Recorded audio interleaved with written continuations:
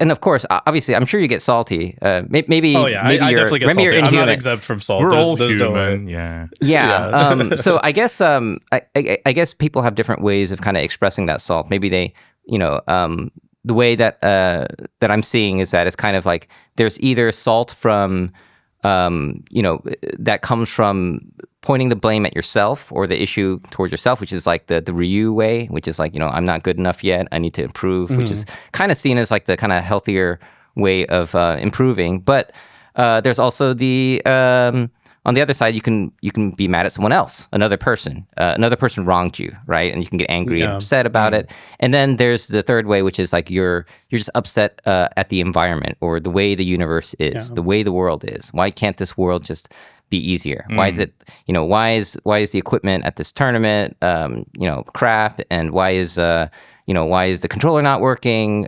There's kind of that aspect of the salt, and I guess you know.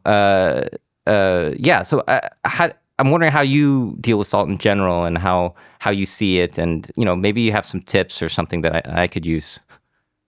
Yeah, so I mean, I've definitely grown a lot from the years. I've said, oh, sorry, maybe way too much when I was a kid, but I'd say when I get salty, I don't get like insanely like angry or frustrated. I get very like sad and very much like the third thing, like the environment, where I'm like, oh man, why does this happen to me? Like, woe is me. Like I definitely feel like that's salt, if anything, if I had to pick one more.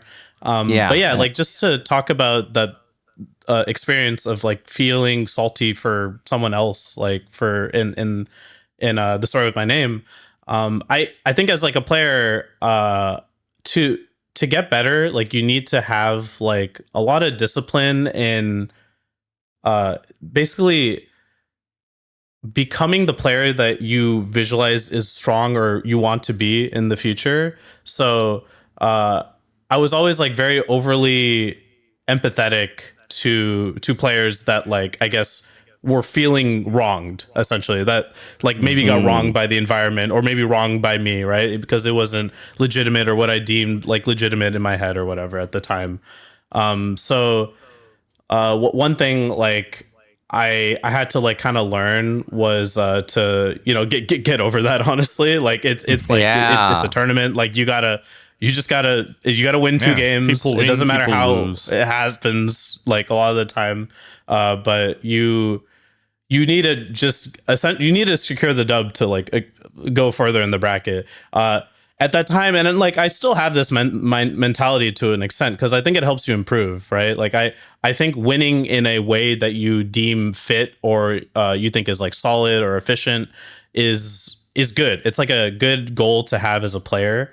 And I think I was like too obsessed with it when I was younger. I was very much like, oh man, if I didn't win like this way, then it was wrong. Like I need to be a better player. Like it didn't matter the result, win or lose. Like I needed to play in a way that I deemed was solid or good.